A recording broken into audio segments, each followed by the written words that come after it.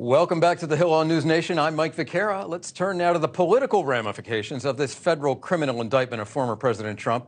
It was already set to be a really big weekend with Donald Trump, Ron DeSantis, and Mike Pence all appearing at the same event for the first time since announcing their campaigns for the presidency. Joining us now with how 2024 candidates are reacting to this on the campaign trail, NewsNation national correspondent Robert Sherman. Robert, so what are we hearing from Trump's Republican rivals so far? As you said, Mike, this was supposed to be a pretty highly anticipated week in its own right with all these candidates under one roof. But you have felt the tone here shift a little bit among some Republicans who are saying now things are really expected to get interesting. And, of course, the former president is slated to be the keynote speaker here this weekend.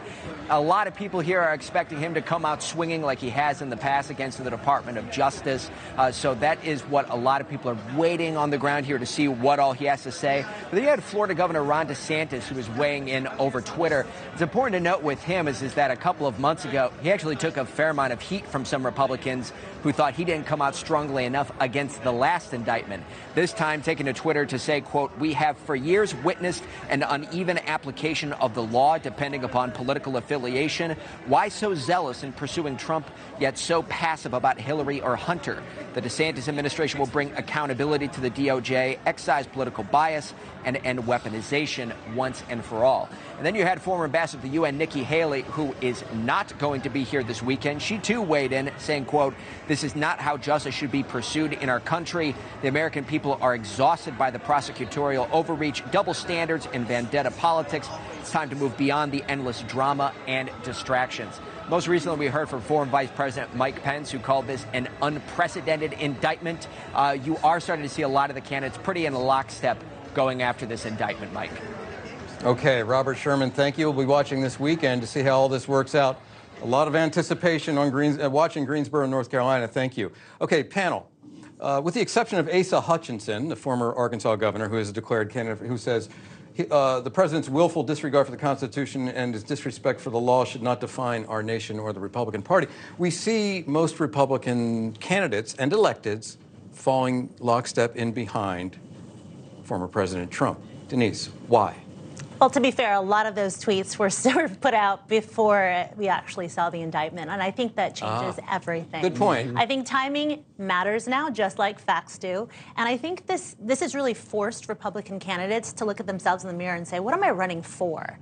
Because as this trial plays out, as the facts and the truth come to light, people are going to be looking for someone who has the moral authority that they can get behind with their whole heart to understand what's best for our country and not what's best for their political careers. And as long as Republicans are doing this, trying to test Finger in the wind, yes. and trying to play cutesy between not upsetting Donald Trump and therefore not speaking the whole truth, and also not being too disrespectful, because I think there's an important balance strike there. We are not going to find someone that we can rally behind as Republicans. Somebody needs to step up and speak honestly, truthfully, in a way that doesn't make Americans feel like they're being bamboozled. Yeah, you know, the thing is, I mean, we've been at this point before. In the immediate aftermath, the first flush after this news breaks, I'm thinking of Access Hollywood. He's done. He's finished. He'll never be elected. We've been proven wrong before. There's a poll out from Yahoo News, YouGov. What was that? Was that a groan? Yeah, that was. All right, asking, should Trump be allowed to serve again if convicted of a, quote, serious crime? What was that? North of 60% say no. Relatively few. It looks like about 20% say yes. So, What makes this different, though, right? And again, we're talking politics, but I'm talking criminal justice system. Trump has never faced a criminal indictment. He's under 2 criminal indictments now, and that makes a world of difference. Does it? I've said I don't think he can stay in the race. I know you all think he's going to stay in the race, but having represented elected officials who are running for office and facing indictment all at the same time, there'll be a tremendous amount of pressure for him to get out. He may not, but I got to tell you, you can't run and win when you're under indictment, and he's going to be under 3 by the end of August. Thanks for watching. Go to newsnationnow.com to find News Nation on your television provider.